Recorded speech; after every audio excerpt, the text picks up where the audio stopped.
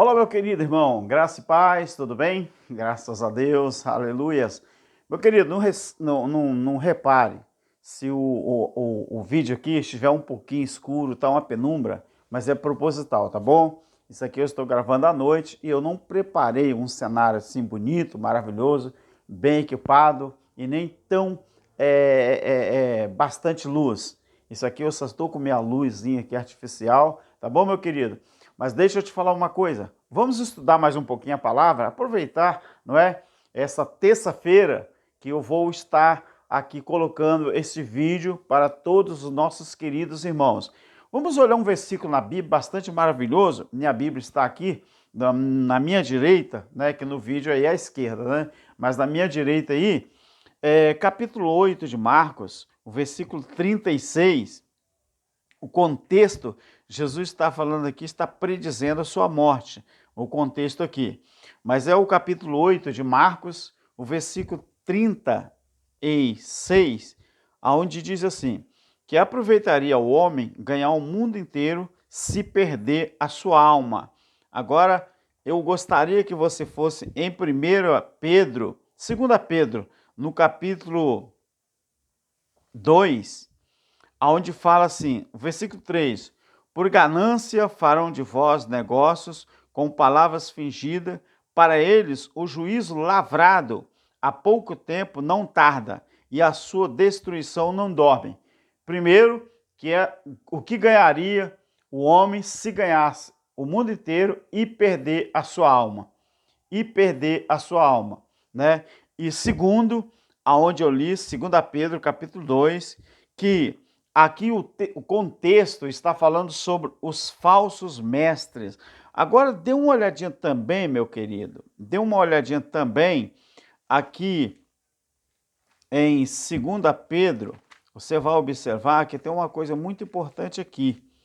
Em 2 Pedro, aonde fala que nós que temos observado a palavra do nosso eterno Criador, nós sabemos que esse texto, junto com o contexto aqui, ele nos traz uma visão muito grande daquilo que seria, não é?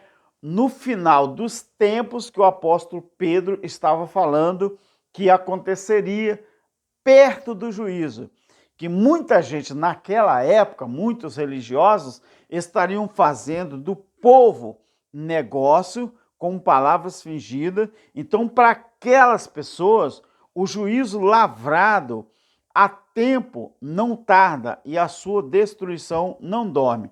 Então, por que eu li Marcos, capítulo 8, versículo 36, aonde o próprio Yahshua falava que o que aproveitaria o homem ganhar o mundo inteiro se perdesse a sua alma.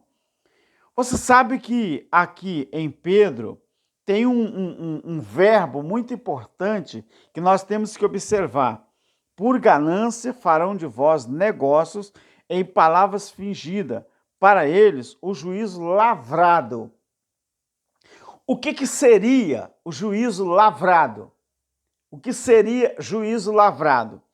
Segundo a Bíblia, o juízo já estava lavrado.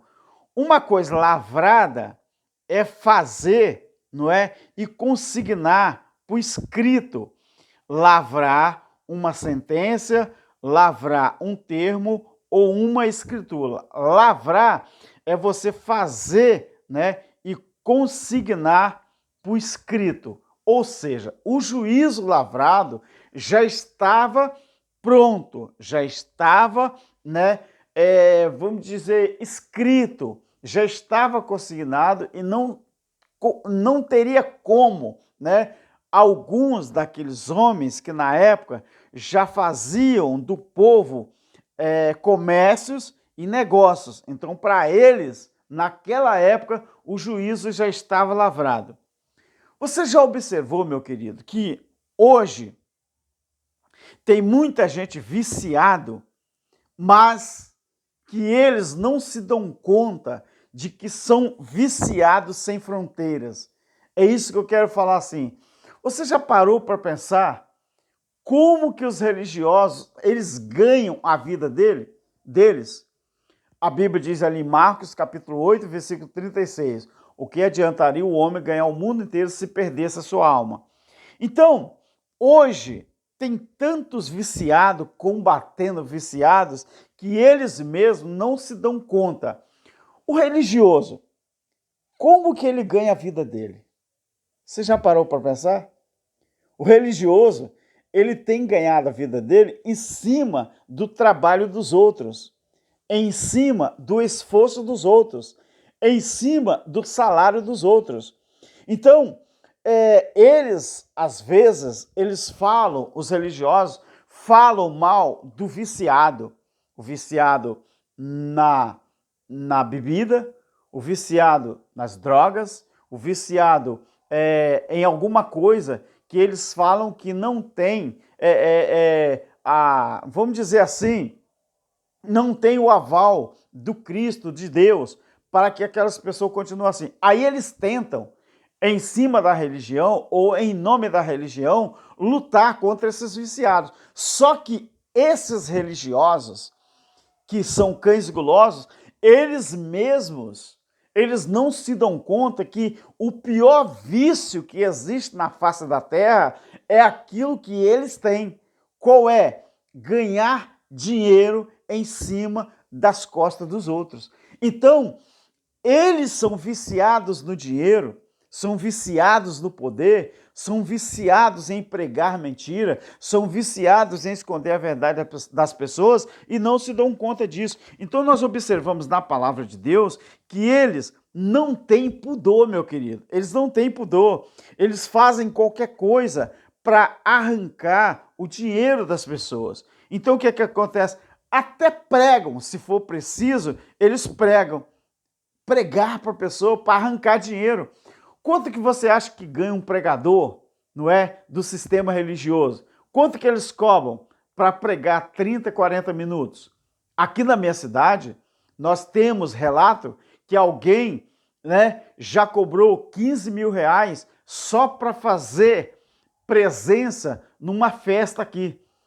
Eu conheço pregadores, entre aspas, que já cobraram até 25 mil, 28 mil para pregar 30 minutos e 40 minutos. Então, querido, para essas pessoas, isso é de menos. Pregar, isso é a coisa mais fácil que eles têm. Então, essa é a parte mais fácil. Então, o verbo lavrado que Pedro usa na sua palavra aqui, em 2 Pedro capítulo 2, a partir do versículo 3, então, em termos jurídicos, lavrado quer dizer fazer e consignar por escrito. Então, assim como é lavrado uma sentença, lavrado um termo, uma escritura. Então, quando Pedro diz que para essas pessoas, para eles, o juízo lavrado a longo tempo não tarda e a sua destruição não dorme. Ou seja, tudo que eles fazem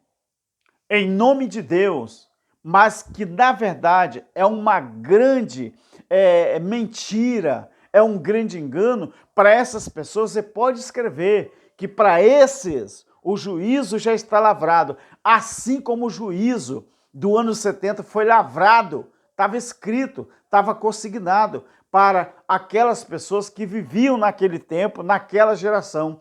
Então, por isso a Bíblia diz assim, que tudo que o homem planta, ele colhe, ou seja, a lei da semeadura. Você já parou para prestar atenção como que os religiosos ganham a vida? Olha, e não é barato não, tá? Os religiosos ganham a vida pregando, ensinando mentiras, ensinando coisas erradas acerca da Bíblia. Tem um cão guloso aí, que eu não vou falar o nome dele aqui, mas é um cara que fala, né, grave e tal. Aquele cara que ele cobra, no mínimo, 15, 18, 25 mil reais para pregar. E eles falam que são imitadores de Jesus. Imitador em quê? Eles estão imitando Cristo em quê? Esses caras não têm pudor, eles não têm vergonha na cara e dizer que estão imitando Cristo. Imitando em quê, meu querido?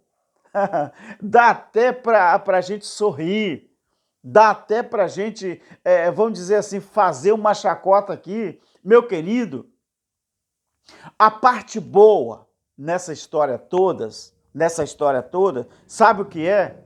Porque esses caras que dizem que estão fazendo um trabalho em nome de Deus, essas verdades estão caindo por terra, essas mentiras, melhor, estão caindo por terra. Você sabe por quê? Porque quanto mais o tempo passa, mais essas verdades estão vindo à tona. Então, para eles querem, acharam ou acham que pregar o evangelho, para eles, é uma coisa farta, não é? É um estilo de vida que eles adotaram, que eles ficam ricos muito fácil. Você já imaginou um pastor ou uma pastora hoje pregando o evangelho, cobrando aí 15 mil, cobrando 10 mil para pregar meia hora? Imagina 10 pregação por mês. Você imagina o que é isso? Então, eles conseguiram achar que pregar o evangelho entre aspas, porque nós vivemos a era do evangelho eterno. O evangelho eterno, para um bom entendedor de Bíblia, não é para ser pregado, é para ser vivido. Mas quantos crentes que ainda não descobriram isso na Bíblia? Meu querido, nós estamos mas tão preocupados com o sistema religioso que aí está, que cada dia mais nós estamos, não é, vendo aí uma onda avassaladora, não é, de ensinadores que resolveram arregaçar as mangas e começaram a ensinar a verdade do jeito que ela é. E eu estou falando isso aqui, por quê? Porque quando você para pensar que você está enriquecendo esses cães gulosos cada dia mais com essa pregação fajuta do evangelho que eles falam, e você é cúmplice. Por que você é cúmplice? Porque você sabe que está errado, mas ainda continua sustentando esses caras. Você sabe que é antibíblico. Quando Jesus pregou o evangelho do reino, ele pediu para os discípulos, não era para levar nada além daquilo que eles precisassem. Por quê? Porque Jesus falou que eles recebiam de graça e tinham que dar de graça também. O que me faz alegre, meu querido, que eu gosto de pesquisar as coisas, tem muitos líderes, pastores, não é, que começaram a entender a graça, principalmente aqui no Brasil, e estão abandonando o sistema religioso. Eu vejo aí muitos líderes, pastores, não é, que têm realmente um caráter inconfundível, um caráter que ninguém pode mexer, que realmente estão entendendo a graça e estão abandonando o sistema. Até pastores que ganhavam altos salários para manter o seu padrão de vida, que era altíssimo, estão entendendo a palavra e estão abandonando isso. Por quê? Porque eles começaram a entender. Eu poderia citar vários nomes aqui, mas por questão de ética, eu não vou citar. Então, meu querido, o que acontece? O que adianta o homem ganhar o mundo inteiro se perder a sua alma? Então, as pessoas têm o direito de crescer materialmente e espiritualmente também. Daqui uns dias eu vou estar trazendo um vídeo sobre jurisprudência. O que tem acontecido no meio religioso com respeito a eles estarem, não é, infringindo essa lei que até mesmo mexe no direito das pessoas. Na jurisprudência brasileira, existem vários direitos que estão sendo violados pelos religiosos. Só que o cristão, que não tem muito conhecimento sobre isso, ele nem mesmo se dá conta disso. Mas se ele se der conta disso, procurar a justiça comum, olha, isso vai dar pano para manga. É briga para mais de metro. Então, queridos, observa um pouquinho. Observe como que esses cães gulosos estão ganhando as suas vidas. Tem líder religioso que a única coisa que ele faz é dormir o dia inteiro. A única coisa que ele faz é acordar tarde, dormir tarde, não é? E só ir num templo, dirigir o culto. E a gente conhece várias pessoas assim. Então, nem sequer estudam a Bíblia, porque eles não têm preocupação em estudar a Bíblia para ensinar a verdade para as pessoas. O que eles querem é manter aquele nível de conhecimento fajuto que os membros da sua igreja têm, que os membros não se dão conta que tudo que eles aprenderam foi tudo baseado na lei. Você acredita que em pleno século XXI, 2000 anos depois da cruz, ainda tem crente que acha que ele vive na graça? Ainda tem crente que ele prega Jesus de Nazaré? Ainda tem crente que prega Jesus, o filho de Maria? Você acredita nisso?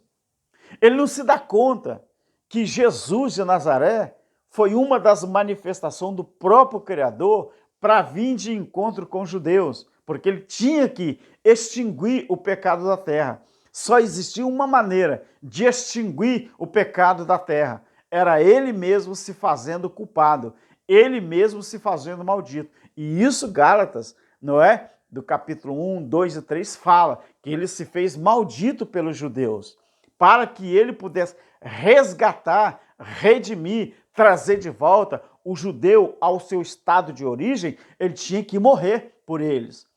Então tem muito crente que ainda se refere ao Filho de Deus como Jesus de Nazaré, mas eles não se dão conta que Jesus de Nazaré foi uma manifestação do próprio Criador. O Cristo ressuscitado foi uma manifestação do próprio Criador. Tem crente que não entendeu o quê? Que Jesus, ao voltar, deixar a manifestação de filho, ele voltou para o seu lugar de origem, que é na eternidade, e ele pegou a sua cadeira de volta e que hoje ele é Rei dos Reis e Senhor dos Senhores.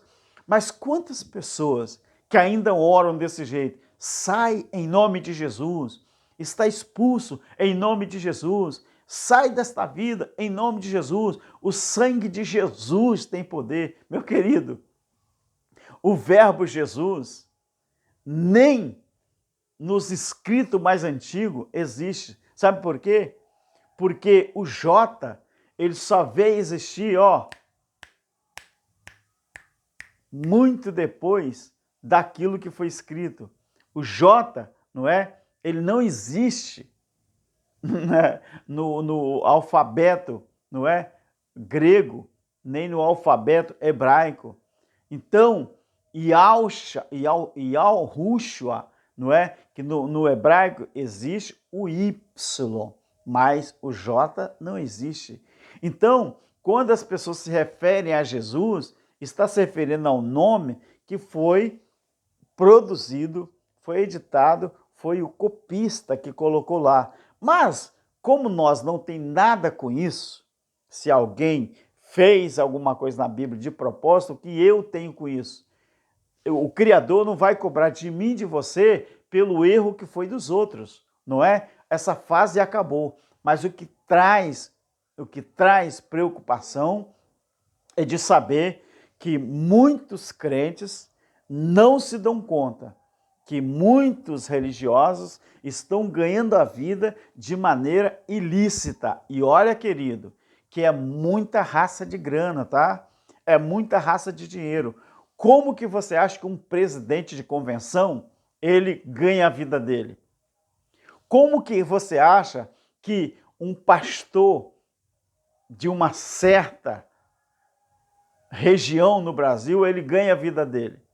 Como que você acha que um pastor, líder de uma igreja, que ele não trabalha, mas ele que tem carro bom, ele tem uma casa boa, ele não tem emprego, o emprego dele, ele acha que é pastorear alguém. Como que você acha que esse cara ganha a vida dele? Como que você acha? Agora eu falo para você, o que você pensa sobre você, que é você que está sustentando esse cão guloso? Abra os olhos, meu querido. Preste atenção naquilo que você está concordando. Se você acha que você tem que sustentar alguém em nome de Deus, algum líder religioso, eu sinto muito, mas você está errado. Por quê? Porque você está sendo feito de comércio. É assim que existia antes do juízo. Antes do juízo, sacerdotes e sumos sacerdotes, as 11 tribos de Israel levavam o dízimo, que era a alimentação, lá para a casa do tesouro, o almoxarifado do templo, e eles já estavam fazendo o negócio. A alimentação que era destinado à tribo de Levi, que era a classe sacerdotal, os sacerdotes, meu filho, já estavam pegando aquilo e fazendo barganha, fazendo comércio daquele alimento, não é? Que era destinado para os levitas. Sabe o que a Bíblia diz em Tiago 1:27? Sabe qual é a verdadeira religião? É você cuidar dos órfãos e das viúvas e se guardar da corrupção do mundo. Religião, querido, não existe um só nome de denominação ou de religião na Bíblia. Abra os olhos. Lá no antigo tempo, antes de ser inaugurado, não é, a graça, antes de se inaugurar a graça plena e também o juízo do ano 70, isso aqui, ó, já era feito. Pedro, que era judaizante, ele já falava que tinha muita gente que estavam fazendo pessoas de comércio, ou seja, de negócio. Você está sendo feito de bobo, você está sendo feito de comércio e às vezes você não está sabendo disso. É você que sustenta o pastor, é você que sustenta a convenção, é você que sustenta a faculdade da filha do pastor, é você que está pagando a faculdade da mulher do pastor, do filho do pastor e do próprio pastor. E é interessante que às vezes você mesmo não cuida da sua vida, você mesmo não tem condições de pagar a sua própria faculdade ou a faculdade da sua esposa, do seu filho ou da sua filha. Eu estou falando isso das classes menos favorecidas desta comunidade brasileira, essa comunidade evangélica. Então, acorde para a vida, meu filho. Acorde para a vida. Para com isso. Então, o que aproveita o homem ganhar o mundo inteiro se ele perder a alma dele?